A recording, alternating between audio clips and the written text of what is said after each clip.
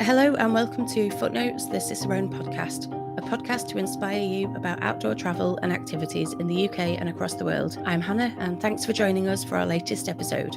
Edward Lear asked in 1870, will there be anything worth seeing in Corsica? Well, yes, there is plenty to see in Corsica. With stunning coastline and awe-inspiring mountains, Corsica is an island full of delights for walkers and trekkers. From coastal day walks to the challenging GR20 or one of many shorter treks on the island, Corsica offers brilliant opportunities to suit all types of walkers. Our two guests have extensive experience of both guidebook writing and trekking around the world and on Corsica. Paddy Dillon is the author of the GR20 guidebook, and Gillian Price is the author of Cicerone's new guidebook to short treks on Corsica. Hi Paddy, hi Gillian, thanks for joining us today. Okay, Paddy, over to you. Okay, the GR20, it has a reputation of being Europe's toughest waymarked trail. Waymarked in that there are abundant markers to follow. You can certainly find tougher trails by not following a waymarked route. But as far as waymarked routes go, I haven't found anything tougher than the GR20. And all trails have to start somewhere. The GR20 starts in this lovely old town. You could either call it a small town or a large village, but the thing about Calanzana is you won't see another settlement of this size on the GR20. And even then, it's only got one supermarket. If you need anything, this is your chance to buy it. You won't be walking for more than a couple of hours before you'll be faced with bare rock, very steep bare rock, maybe chains dangling off it. You are expected to scramble. If you're carrying a huge pack and you're scrambling in a way that you've not dealt with before, if you're a bit uncertain about grappling with rock or dangling on chains, it's much better to get some experience before you go to the GR20 than to try and pick it up as you walk. The reputation of the GR20 is such that they say that about 90% of all who give up the GR20 do so on the first day. So other people will drop out at various stages, but the bulk of people who drop out do so on the first day when they realise they've bitten off more than they can chew. There is a trekking season. It's not a good idea to be doing the GR20 when there's snow and ice on the ground. So don't start at the end of May. Start somewhere well into June, July, August, September. By the time October rolls around, the weather is definitely deteriorating. So there is a season. It's high summer or nothing on the GR20 as far as an ordinary trekker would be concerned. The refuges, unlike alpine refuges, which are like miniature hotels halfway up the mountain, Corsican refuges are extremely basic, very, very basic indeed. And everything you get is on those little blackboards by the door at this particular refuge. There will be a menu for the meal in the evening, which will be quite expensive. But if you want the meal cooked for you, it saves you carrying everything up the hill. And then there'll be a little list of very, very few provisions that you can buy if you haven't brought anything with you. As far as camping goes, it's behind the refuge and it's literally on bare rock, boulders and gravel. So very, very basic. Very harsh conditions, really. So you're not only doing a long, hard walk, you're also expected to sort of suffer a little bit in the evening as well. Not wanting to put you off, thousands of people walk this route every summer and enjoy it immensely. So the suffering is part of it. When you're high up in the mountains, the route is marked with little red and white markers will keep you on course throughout this journey. If you see a red and white marker, aim for it. If you haven't seen a red and white marker for 10 or 15 minutes, you've probably left the route. Go back and find the red and white marker and you'll be absolutely fine. As far as route finding goes, looking at that terrain and this terrain, you need to watch where you're putting your feet. So this is the Tour Penché, the Leaning Tower. You will come across this on day 4, which is now the toughest day on the toughest trail in Europe, where you're expected to climb an immense distance uphill to a very high point on a ridge. And then you still have the option of climbing Monti, the highest mountain in Corsica. That's going to cost you another hour and a half to 2 hours on a day which is already long, hard, and difficult. And again, if you go too early in the season, this could be covered in snow and ice, in which case I would advise don't do it at all. Wait for the peak summer period when the snow and ice is gone. The descent is endless. It just goes down and down and down. And every time you think the next refuge is going to be round the corner, it isn't. It's a long way down. The mountain in the background there is Paglia Orba, which I've climbed once, and I'm not joking, I will never climb it again. One of the things I've done with my guidebook is I give the main route. I also give several alternative routes, as well as links to nearby villages for people who just want to bail out or have a change of scenery. Plus, I give the ascent of 6 peaks along the way, of which Paglia Orba is one, but Paglia Orba is almost as much as I can bear. Everything you get hold of breaks away in your hand, so it's quite a dangerous little climb. This is the way down from Paglia Orba and its neighbouring peak of Caputafanatu, coming down into the valley. There are some easier stretches. You can see the path there is absolutely flat, gentle, no obstructions whatsoever. And this is going from a bergerie here, which is like a summer farm, to a refuge. But then it's always back up into the mountains. No matter where your refuge is, you will be climbing back up into the mountains nearly every day. Again, note the little red and white markers which keep you on course. Absolutely do not deviate from them. And when you get to the Refuge de Petropiana, I have so many alternatives for you.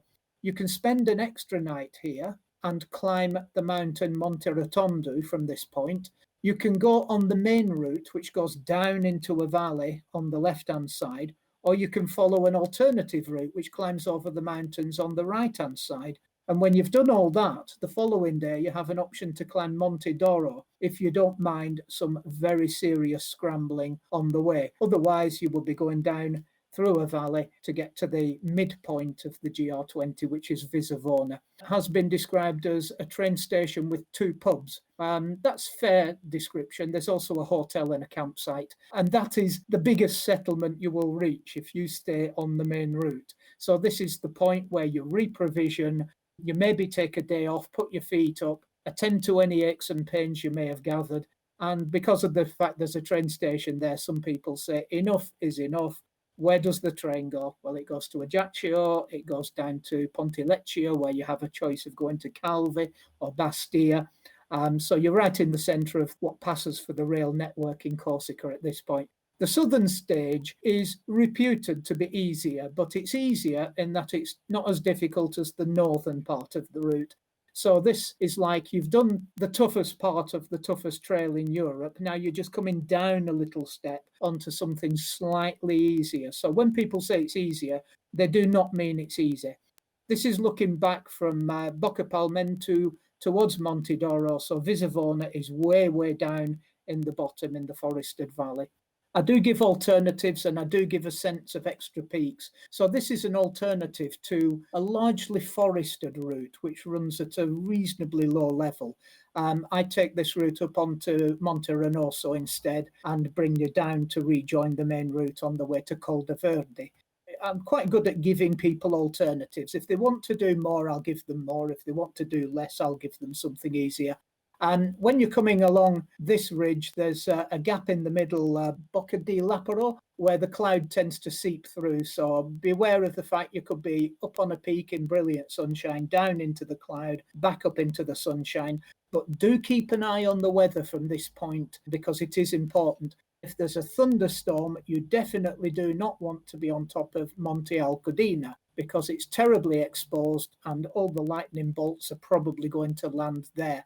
They took that off the main route and made a circuitous alternative route, which then became the main route. So there's now 2 routes, if you like, a direct route that risks putting you on Monte Alcudina in the afternoon when the thunderstorms are there, and a more circuitous route, which means you're coming up this way onto Monte Alcudina in the late morning when it's more likely to be like this, sunny, clear, no risk of thunderstorms whatsoever.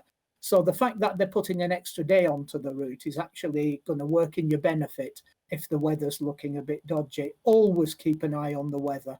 The last part of the route, coming through to Bavella, You have a choice of going down the valley, which I do not recommend, even though that's the main route. I recommend what's called the Alpine variant, up amongst these rock towers, the Aiguille de Bavella, which is absolutely stunning. And in fact, for it looks like a serious steep climb and a lot of rock, will probably get you to Bavella maybe 20 minutes earlier than the main route will. This is the last campsite or refuge at the Refuge di Palieri. Usually it's good weather up there. You're getting so far south now. The mountains are still incredibly rocky, incredibly scenic, but are definitely going to a lower level. And as you keep going, you'll be literally dropping down stage after stage. You do very little climbing. You'll cross this waterfall and then climb. And the next descent you make will take you down into the village of Conca. And it's all over. That would be about 190 kilometers, maybe 120 miles, but it will take 16 days unless you start doubling up stages. Do not set out with a plan to double up stages, but see how the trek goes before you start doubling up stages. But one way or the other, it's a stunning walk. Thousands of people complete it each year. A number of people, it does go wrong for them and they do have to bail out, unfortunately. But with a lot of forethought, especially study the guidebook, be aware of all your alternatives, it can be an absolutely stunning walk. So that's my presentation on the GR20 finished. If that's terrified you a little bit, please listen very carefully to Gillian, as she's got some easier treks that you might be interested in. So I'd like to entice you onto some of the other walking routes that Corsica has to offer without suffering. We're still talking about long distance treks, not day walks, but these are slightly shorter than the GR20. But before I get onto the actual routes, I'd just like to point out a couple of what I consider the great advantages of these routes. The fact is that each stage ends up in a village, and all the villages have accommodation. And mostly they're those wonderful French inventions, the gîte d'étape. And this translates as a walker's hostel. Now that means a bed for the night. It could be in a shared dormitory or it could be in a private room. You usually have the choice. And there's something called a restaurant. So somebody's there to cook you dinner, usually a wonderful dinner, 3 courses, and they'll get you breakfast in the morning as well. The charges range from about 20 euros for a bed to about 45, 50 euros for half board, which means your accommodation, dinner, and your breakfast. You don't need to carry camping gear or a sleeping bag, which means a lightweight rucksack. The island's actually 183 kilometers long and 83 kilometers wide, and there are marked routes snaking their way from top to bottom. In my guidebook, Short Treks on Corsica, I've outlined 5 routes ranging from 2 days to 11 days in length. And it's actually quite easy to combine them and make even longer treks. So the book gives you the chance to actually go for a whole month's worth of wandering along.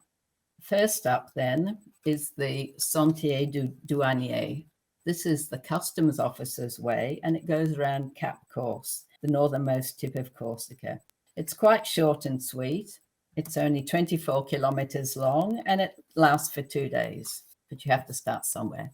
It starts off at Port de Century, which also happens to be a renowned lobster fishing port, and it rambles along the coast on good paths. Hopefully when you go, you'll find these lovely white sea lilies, which actually bloom at sea level as well as in the mountains. The path climbs around headlands, and there are lots of these old watchtowers, and it drops into some fishing hamlets where you'll be staying as well. And on the second day, there's no lack of these beautiful coves and beaches, so you definitely need your swimming costume on this one. Now, the next trek is probably my favorite. It's called the Mare and Monti, the sea and mountains, and it actually starts at Calenzana together with the GR20. That's on the west coast, and it runs south for 10 days and 122 kilometers. Here too, there are some exciting swimming spots along the way. This is the Fangu Gorge in the second stage, and it runs through red porphyry rock. Further along that same river, you have the first of the wonderful Genovese stone bridges that you get to cross on this trek. And then heading up to the coast again, the Mare and Monte drops in at Juralata. Now, this is a very special fishing hamlet that you can only get to on foot or by boat because there isn't a road in there. And there are two very hospitable gîtes d'étape that you have to choose from, the Cormoran Voyageur. Otherwise, there's the Cabane du Berger, which has its lovely restaurant right on the beach, and you get to stay in little cabins. And they serve a very nice fish soup. Then it's goodbye to the sea and the start of climbing inland up through these marvelous pine forests. And you drop in at these lovely quiet villages like Orte, perched on its mountainside. And here again, there are two lovely gîtes to choose from. When you leave Orte the next day, you have another lovely old stone bridge, remarkably intact. And this one leads up a valley on a beautiful old paved mule track. Climbing, of course, they never seem to be on a level. And this concludes at the village of Evisa. Now, at this point, you're actually only 2 stages before the end of the Mare Monti trek. But what I suggest here is that you slot into another long distance route. This is the Mare and Mare Nord, the sea-to-sea North Trek, and this crosses the whole of Corsica from Cargese in the west over to Moriani Plage in the east. This one takes 11 days and it's 148 kilometers. It leads up the beautiful Iotoni River Valley, where there are some more inviting rock pools if you need another dip. And then it climbs into the central mountain area where you're going to intersect the GR20. It stops off at Castel de Vergio. Now here you're in the shade of the Paglia Orba, which is one of the highest mountains on Corsica, and I've just discovered it's Paddy's favorite peak as well. After the central mountainous area, you head back down again, and this time down the Tavignano Valley. Another lovely old paved mule track, and this leads down to Corte, right in the center of the island. Corte used to be the capital of Corsica before they moved it to Ajaccio. On the other side of that valley, you cross slightly lower mountains, let's call them hills here, and stay at little villages and cross quite a few streams as well. And this is another one of the gîtes d'étape. This is a council-owned one. They're very cozy and they serve meals and petit déjeuner on the terrace in the morning. The last stages of the Mare Mare Nord can be quite solitary, but you're really getting away from it all here. And then at the very end, there's your reward, a lovely long sandy beach. The last 2 routes I've described in the book are in the south of the island. Starting on the east coast at Porto Vecchio, there's the coast-to-coast trek, the Mare Mare Sud. This one's relatively short, only 75 kilometers long, and it only takes 5 days. So it actually fits very nicely into a 1-week holiday, and it's very popular with the French as well. Hopefully you'll get better weather than we did. We started walking in snow in late May one year. You usually spend lovely days walking through the maquis with its lovely flowering shrubs like these rock roses. And other days you're walking through olive groves. Here you're in the center of the island, crossing farmland and looking up to the Aghe de Bavella Mountains, which Paddy was talking about. And you can detour to them as well if you like. There's a surprising number of rivers along the way and a great variety of bridges, old and new. The villages are mostly rural in flavour and the accommodation is excellent. This gîte occupies a converted oil press. As you reach the last stage, not far in from the west coast at Borgo, instead of concluding the trek, I recommend you pick up another route, the Mare and Monti Sud, the sea and mountains. This one leads north from the Gulf of Valincu and it connects with the Gulf of Ajaccio. And here we're talking 5 days and 66 kilometers. It's usually considered the easiest of the long distance routes and it's an excellent one to start with. You're taken through Mediterranean woodland and over hills and you drop into some beautiful sandy bays. In springtime, if you're lucky, you'll catch these prickly pear cactus flowers bursting open. This is Porto Pollo with one of its seafront cafes. They're always a tempting detour before the next climb over a headland. And this one descends to what I consider one of the Trek highlands. It's Cupabia Bay. It's absolutely stunning. Unfortunately, there's no accommodation here, but you can't have everything. And then moving inland, the route follows old lanes leading on through villages And the concluding day is a long scenic descent to Porticcio. And the walk ends right on the beachfront. So all you need to do here is enjoy a drink or catch the ferry over to Ajaccio. It's a great way to finish. So I hope I've inspired you to go on some slightly easier, slightly shorter treks. And thank you. Thank you, Gillian. That was lovely. Quite different to Paddy's presentation. And I can see why you are a guidebook writer, because your advice seems to be every time you finish a walk, quickly find another route and continue walking, which seems to be very appropriate. Have a swim first, though. Have a swim first and a bite to eat. Yeah, lovely. For a 25% discount on any of the Cicerone walking and trekking on Corsica guidebooks, you can use the code Corsica25 at the checkout on the Cicerone website. That's Corsica25. Both Paddy and Gillian have contributed many articles for Cicerone Extra, the online magazine, so it's worth having a look at those as well. I think what struck me with both of those presentations was just the diversity of walking that you can get on a pretty small island. The GR20 is a challenging route for very experienced people. But then the route that you started talking about, Gillian, the Santia Du Duanier, what a great place to start if you're a strong walker, but maybe you haven't done any overnight trips. That just seemed like a really lovely beginner's trek. And then you've got all the coastal walking and the forests and the rivers and then the high mountains and the scrambling. So yeah, what an incredible island. Paddy, what would you say about people that maybe underestimate the GR20? Well, it's hard with any route to actually know in advance if you're up to the challenge. But with the GR20, when people keep saying and keep hammering it home that it's a tough trek and that you need to grapple with the rock, it's not rock climbing, but you do need to get hold of that rock and you do need to be on some very steep and exposed slopes. You know, the idea would be is to read up about it and to take note of things that may concern you. If you don't have a head for heights, do not go on the GR20. You know, if you are not fit and agile, do not go on the GR20. But if you do have a head for heights, if you are, you know, sound in wind and limb, then by all means have a go at it. But walk within your limits. You know, don't try and burn yourself out on the first day. It can be steep, it can be incredibly hot. You may drink all your water far too soon and you can't get a refill for the next 3 or 4 hours. You know, just approach it with care. But a lot of people think, you know, when they look at, say, my distances and I say, oh, it's 6 kilometers and it's going to take you 6 hours, they think that's a misprint. It's not.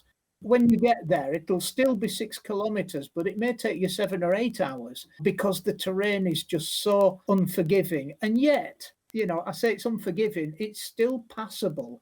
Thousands of people manage to do it every single year. And even though it can be a struggle for most of those people, an intense struggle, when they finish, they honestly are so glad that they've done it. And quite often, if you just sit down and take in the scenery that's around you, you wouldn't want to be anywhere else at that moment. But yeah, it's easy to underestimate any route, but don't do it with the GR20. One of the comments has said, Gillian, that they hadn't ever heard of any other multi-day hikes on Corsica. And it was just the GR20 is a bit of a headline. So it is nice to be able to promote that there are some of these other walks and some really, really well-established walks as well, aren't they? They've been around for a while. Yes, yes. And something else I like about them is the fact that because you're staying in villages, you have contact with the local people and you're bringing in work there, because most of the gîtes are, the hostels are owned by the local councils who get someone local to work there for the summer. So I'm not saying the villages don't have anyone living in them, but you are bringing in more life and work. And I think that's really important too.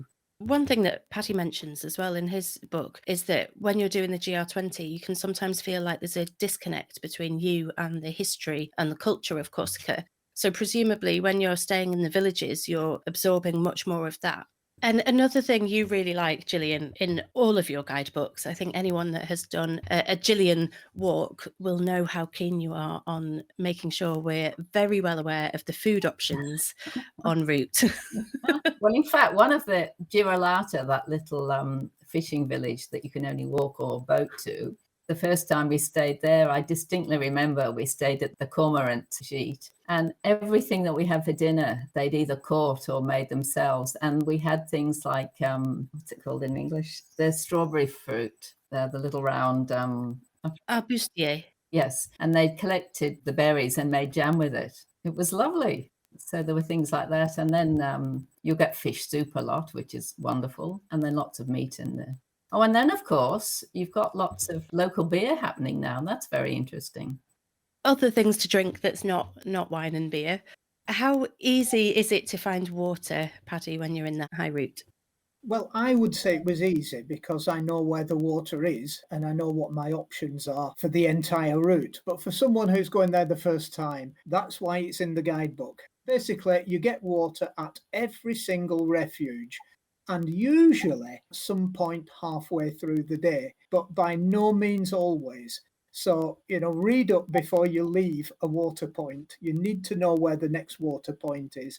And if I say, there's a lovely spring gushing water halfway through the day, you can guarantee it will be there. If I say it sometimes dries up, then assume it has dried up. Take as much water as you can carry. And if it's in full flow, you're fine. If it's dried up, at least you've still got some water. But it is important in dry, arid mountains like that to stay hydrated. You're going to be climbing and putting a lot of effort into your ascents and descents. You could be sweating and you need to replace the water. And if you stop for something to eat and it's dry bread or, very chewy meat or a particularly harsh type of cheese, having water to wash it down makes all the difference. We've got another question about the coast-to-coast walks, Gillian. How easy is it to book the accommodation and how important is it that you need to pre-book it? Oh, well, I hardly pre-book anything. I tend to go maybe 2 days at a time. No, not terribly difficult, I would say. I mean, lots of places have email. I tend to phone them.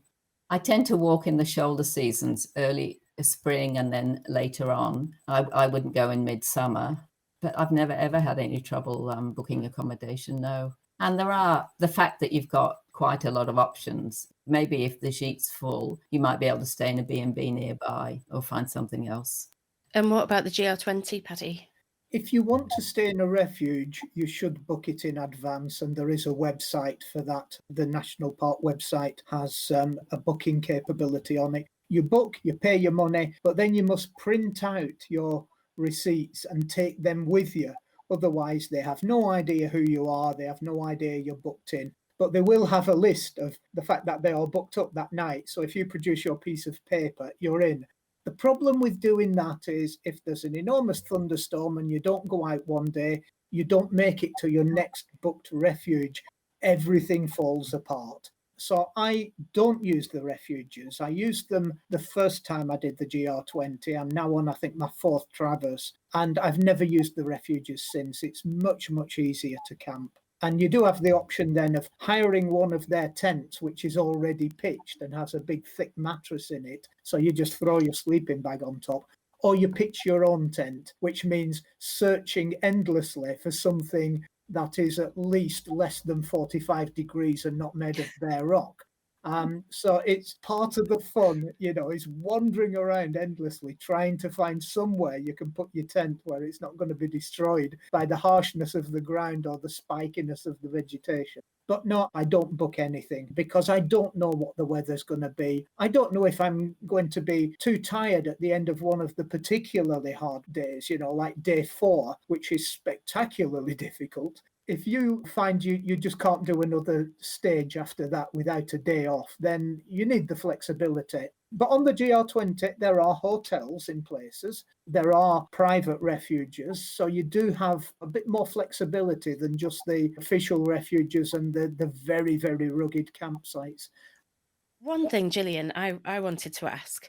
I learnt that there are 47 types of chestnut on Corsica. dear. Have you eaten them all? No, I confess I have a great weakness for their wonderful chestnut biscuits because, as you said, chestnut trees used to be really widespread because the harvests were very, very important. And you will often walk past little huts that are called the séchoir huts, where they put racks in them so that the chestnuts could dry out, and then they would use them to make flour so it would last much longer. But luckily, they still do a lot of things with chestnuts, like biscuits and beer. You can get chestnut beer as well. I'm sure Paddy knows that.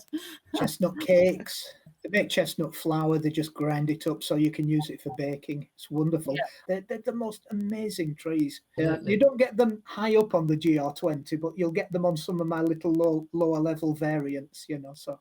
And apart from the chestnut trees, Gillian, you're an expert in the flowers around there, and there's loads and loads of plant life and flowers that are worth looking out for. Yes, the rock roses, the cistus, are very common in the lower, in the maquis. And then you've got lots and lots of lovely herbs as well, and lots of lavender. You'll have to learn the difference between French lavender and English lavender. It's quite a different flower. And then there are little orchids along near the rivers where it's damper, and you get little insect-eating flowers as well. Another thing that you both seem quite passionate about in the books is not taking too much equipment, and how taking too much equipment can just make for a miserable trip. Gillian, do you want to talk about that? Well, I mean, what do you need? More than 2 T-shirts, change of pants, and a very lightweight rucksack. It's a matter of thinking, do I really need that? Do I really want to carry it with me? My cutoff point is usually 4.5 kilos, including the rucksack and including a bottle of water, but that's only half a litre. I think it's very important. It's also a matter of safety. I mean, if you're tired and you've got a heavy pack on your back and you still have to get up, the mountainside to where you're going, and maybe the weather's going to turn bad, it makes a difference, I think, not having a heavy pack on. I mean, And Paddy, especially when you're on some of the more exposed parts, and the GR20, having a heavy backpack is just a massive no-no, isn't it? Yeah, that's right. I mean, the first trek I did, I took everything. And because I was going at the end of May, which I've already said, don't do it because of the snow and ice, I also had an ice axe. The fact I'd only be using that ice axe for maybe 2 hours in a month, because I'm checking all the alternatives as well. Most of the time I'm not on the snow and ice at all. But when I was, I needed the ice axe. So if you go at a time when there's no snow and ice, you definitely don't need the ice axe. If you're going to get your meals at the refuges, then you don't need pots, pans and a stove, and that's a lot of metalwork thrown off to one side. But if you are going to cook all your own food and you are going to carry all your own food, it's suddenly going to be a monumentally difficult trek. When it was first set up, the GR20, you couldn't buy anything for the first 9 days without leaving the route. And now you can buy something every single day at the refuges. It might be basic, a sort of stale bread and some sardines and some pasta, but at least it's food. But yeah, the first time I did it, I carried a big pack, I carried everything. And I learned very quickly, if I'm coming back to the GR20, I'm going to take less than half of this. It's just all going to be left at home. Now, Gillian can travel very, very lightly because she has no need for a tent or sleeping bag or anything. But my tent is less than 1 kilo. My sleeping bag is 700 grams, and a considerably thick mattress and airbed, again, is only like 500 grams for me. So it's only like 2 and a bit kilos is giving me that extra coverage that I need if I'm not going to be staying in a refuge. I'm going to be staying outside in a tent. I've got the cover there. It's good insurance to have 2.5 kilos worth of gear just to cover you for any eventuality. And then after that, if you start piling things in, most of it is what I would call luxuries. There are things you don't need, but people take them anyway. The less you take when you're on steep, rocky ground using your hands and trying to balance, the less you take, the better. I think that's just about time. One important thing that we didn't mention was a film, Paddy, that you have talked about. Oh, yes. Yeah. Completely slipped my mind. Yeah. Watch Hiking Miracles GR20 on YouTube. because I have seen dozens, if not 100 videos about the GR20. And it's mostly people either complaining or having a whale of a time or jumping in pools and swimming or, just larking around with their mates or just crying their eyes out. Hiking Miracles GR20 is just a couple walking the GR20. The guy is doing all the camera work and the drone work to get the aerial shots, and Clara Kuslova is doing all the walking, and it's absolutely absorbing. The music that goes with it is just made for that scenery, but it's well worth an hour of your time is watching that on YouTube.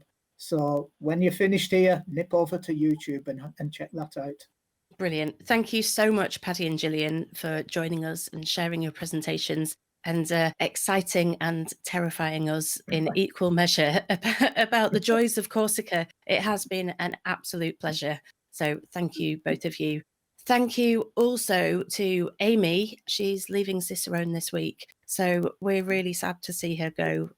You'll be missed, Amy. Thanks to you for listening to this latest episode of Footnotes, the Cicerone podcast. Let us know what you think by leaving reviews on Apple Podcasts or by emailing us at live@cicerone.co.uk. We'd really love to hear from you. To keep up to date with the podcast, please follow or subscribe on your favourite podcast app or provider. You can also listen on the Cicerone website, www.cicerone.co.uk, where you can browse our full range of guidebooks, read our articles, and sign up to our newsletter.